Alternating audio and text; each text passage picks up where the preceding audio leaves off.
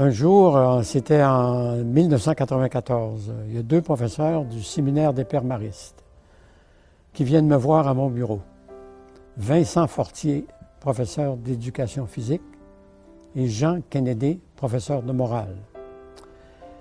Ils disent « Nous voulons faire une activité bénéfice pour la Maison Michel Sarrazin et surtout sensibiliser les jeunes élèves du secondaire à ce que vous faites, c'est-à-dire les soins aux mourants. » Merveilleuse idée.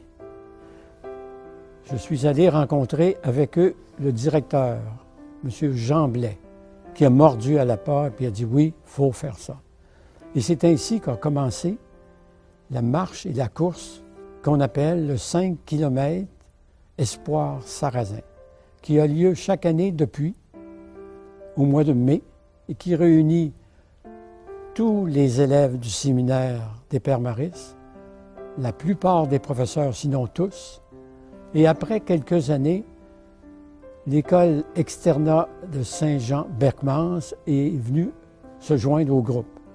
De sorte que d'année en année, il y avait entre 700, 800, 900, et le record, c'est 1000 personnes qui marchaient ou couraient dans les rues de Sillery, puisque la marche avait lieu depuis le collège séminaire des Pères Maristes jusqu'à la Maison Michel Sarrazin, avec un tracé qui calculait 5 km. Ces activités étaient surveillées par les agents de police de la ville de Sillery et plus tard de la ville de Québec, de sorte que la sécurité était assurée. Également par des profs, par des bénévoles qui, au coin des rues, et nous, de la Maison Michel Sarrazin, nous, un groupe, nous nous joignons à la marche et souvent, avec le Jean Blais, le directeur, je parcourais la marche, jusqu'au site de la Maison Michel Sarrazin en 1 heure.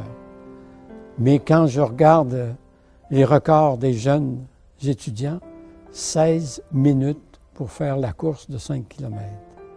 Un événement qui a un sens symbolique, qui sensibilise les élèves, puisque les professeurs jouent le jeu de la sensibilisation en leur donnant pas des cours, mais des petites harangues sur ce qu'ils font, ce qu'ils pensent durant cette course, soit les patients qui vont mourir à la Maison Michel Sarrazin.